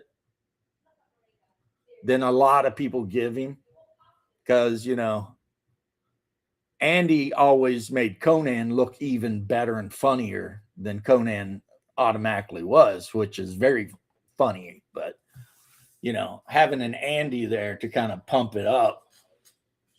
So yeah, I had to show Crazy Mouse some love. You know how it is. Let him know, hey, Crazy Mouse, I see you. I see you. I know what you do, man. I know that. I know that, Double D. And if I'm ever hard up, then you'll know that I'm just like I got to drop over $2,000 into my freaking IRA this year, or end up paying taxes.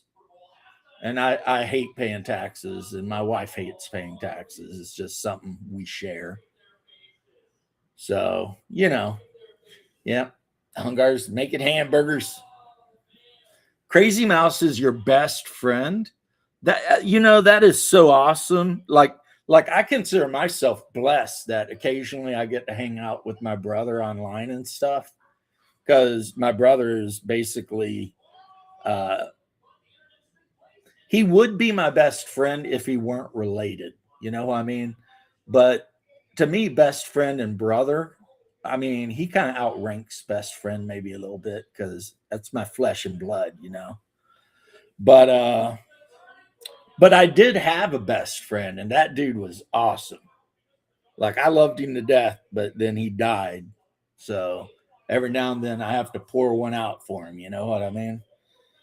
Usually on his birthday, I put on Led Zeppelin, the Rain song, because that was his favorite song, and just raised one up for him. You know,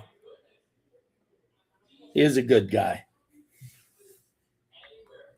But yep, he played the Cavalier in our AD&D game when I was like 14, when Unearthed Arcana came out, and we played that campaign for so long. His character died of old age. You know, so then he made another character that was his character's son. And because one of the guys he always hung out with was Haas's character, who was a dwarf, Haas had got stuck at like level 6 because I enforced level caps, but he was still a young dwarf by the time the human had died. So then Haas's dwarf become adventuring buddies with the son of the guy he used to adventure with. Yeah, you would have loved him. Or maybe not, because one thing about him is he was always really quiet. Like, you know how I'm always talking and being whatever? He only spoke when he had something to say. So, I mean, would he have watched your show? Absolutely. Would he have said much? Nah. One time we were playing a vampire LARP, and pretty much every other player there in character, and maybe out character for some of them, was afraid of Marcus's character. He was playing a Giovanni, and he showed up to every LARP game wearing a business suit. And he sat down on the same bench every time, and he never spoke to anyone unless they came to him. And he pulled the Paulie thing from like Goodfellas, like he only spoke to people one on one, you know. And so there was like 60 people in this LARP. It was up at Central Florida, University of Central Florida, right? And like the vast majority of them had no idea what clan he was, what he was doing, you know.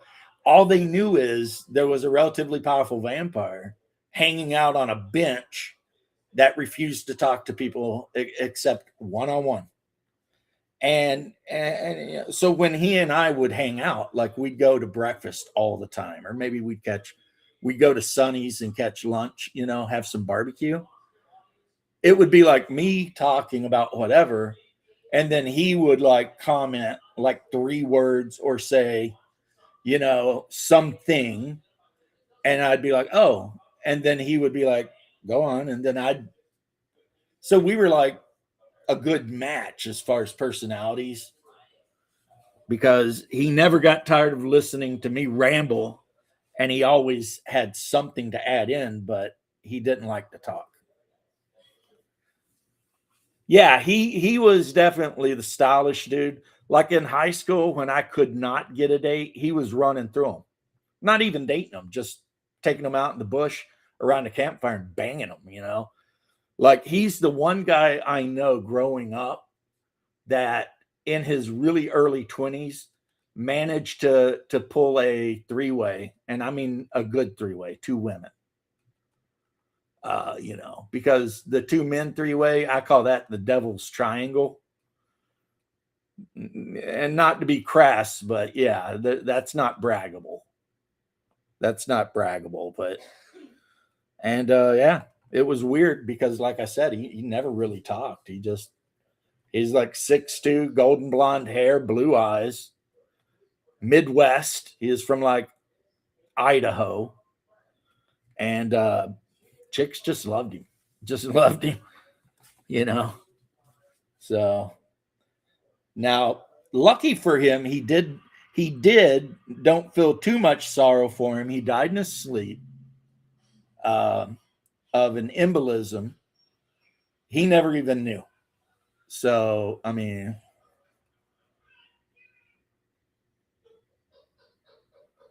I believe it. Certain personalities just complement each other, and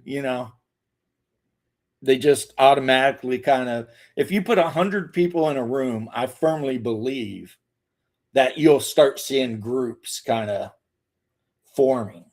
You know, uh, even if people don't think about it, you will see just certain people will start. You know, because that's the way it is. People of certain personalities are automatically going to want to hang out with people who have complementary personalities. But yeah, Crazy Mouse seems like a really fun guy.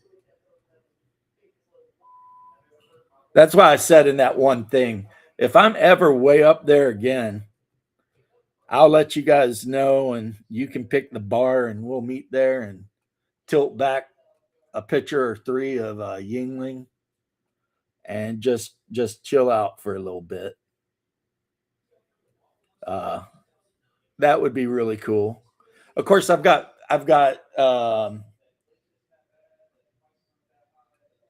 the grand reprobate of Minnesota.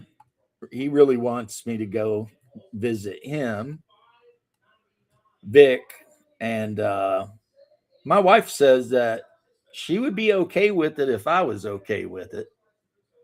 So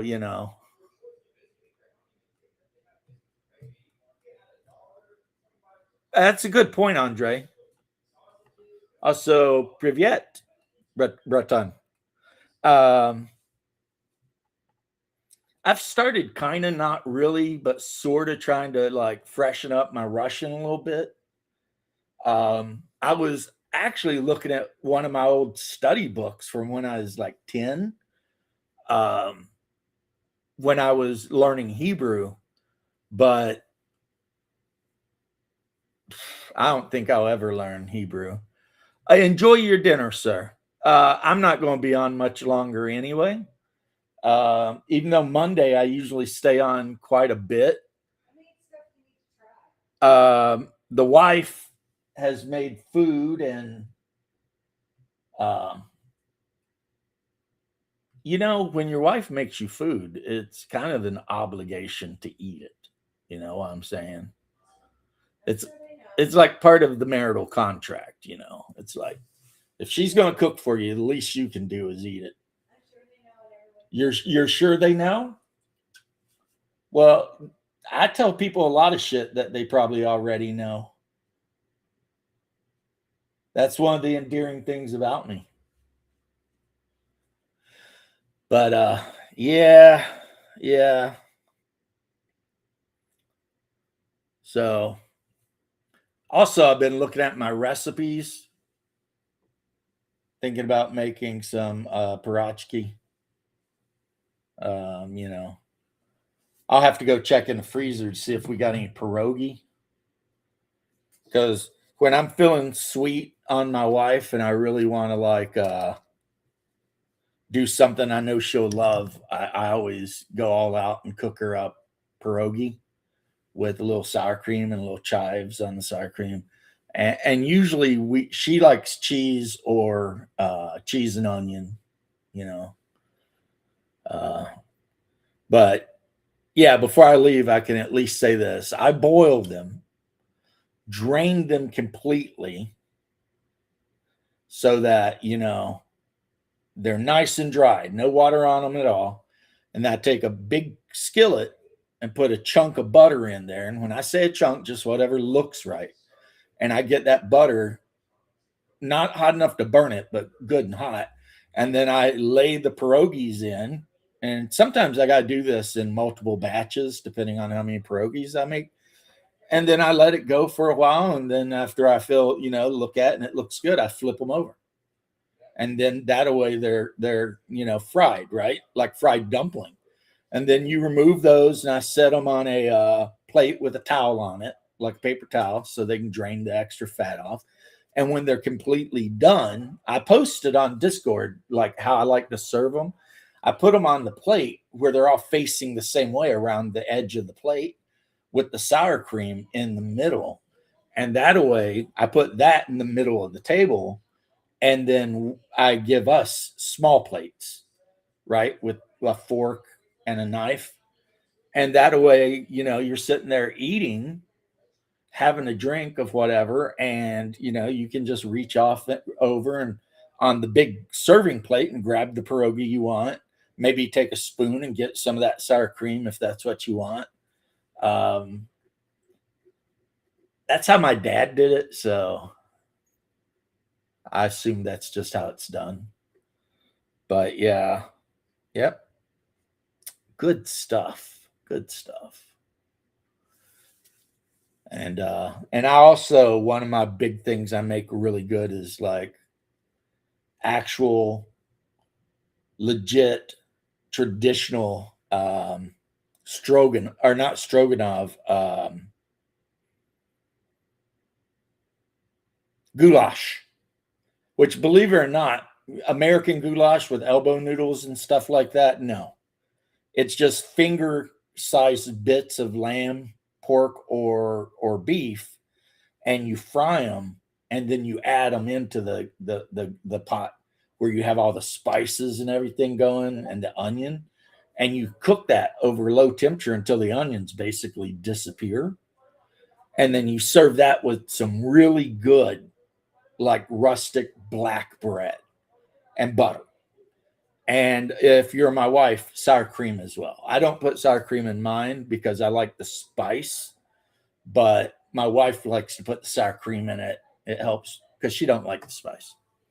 So this has been James's 100% guaranteed Monday show, where we talked a little bit about games. And I didn't tell you, but I'm going to before I leave, that as soon as I get done painting what I'm painting, I'm going to build these Templar Knights and use them for my Baron's War game.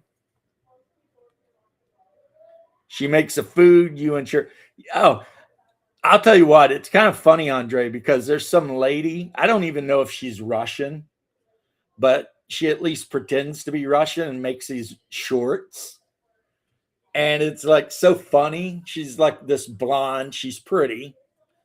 And there's like one of them, she's like, the guy asks about dating a Russian woman, and she's like, depends. How do you feel about incredibly intense staring? And she's just staring at him. And he's like, I'm okay with that. And she's like, good, then we couple. And it's like,